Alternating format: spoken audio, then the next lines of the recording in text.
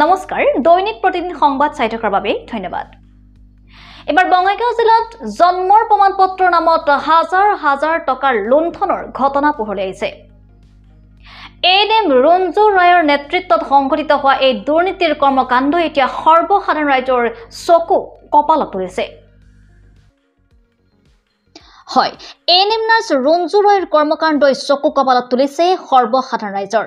বঙাইগাঁও জিলাৰ ঢালিগাঁও পঞ্চায়তৰ অন্তৰ্গত বৰপথাৰ এএনএম ৰঞ্জু ৰায়ে চলাইছে অবাধ দুৰ্নীতি।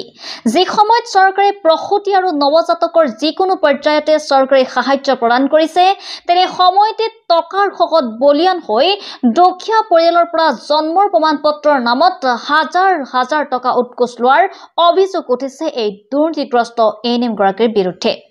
স্থানীয় ৰাইজে অভিযোগ কৰা মতে দীৰ্ঘদিনৰ পৰা এই দুৰ্নীতি কৰি আহিছে আৰু এই সম্পৰ্কে বিভাগীয় কৰ্তৃপক্ষক বহুবাৰ অৱগত কৰিছে যদিও কোনো সদুত্তৰ পোৱা নাই, যাৰ বাবে এতিয়া সংবাদ মাধ্যমৰ কাষ চাপিছে এই ভুক্তভোগী ৰাইজ।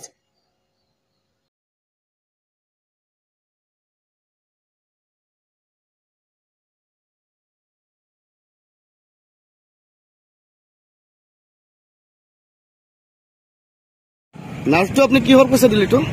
এইটো মোৰ ডাঙৰ ছোৱালীজনী মানে বাৰ্থ চাৰ্টিফিকেট নাইতো, ইয়াৰ কাৰণে পইচা। কিমান টকাৰ কণ্টেক্ট আছিল আপোনাৰ? এইটো 5,000 কণ্টেক্ট আছে। 5,000 টকা। আপুনি জানে ই বাৰ্থ চাৰ্টিফিকেট বনাই বুলি?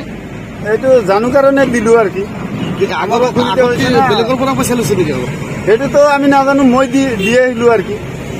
মোৰ প্ৰয়োজন হৈছে বাৰ্থ চাৰ্টিফিকেটটো, সেইকাৰণে। কিমান টকা দিছে? কিমান টকা? 5,000 কণ্টেক্ট আছে। লাগে বোলে অফিচত। আপোনাৰ পৰা খুজিছিলে নেকি? খুজিছে কাৰণে মই দিয়ে আহিলো।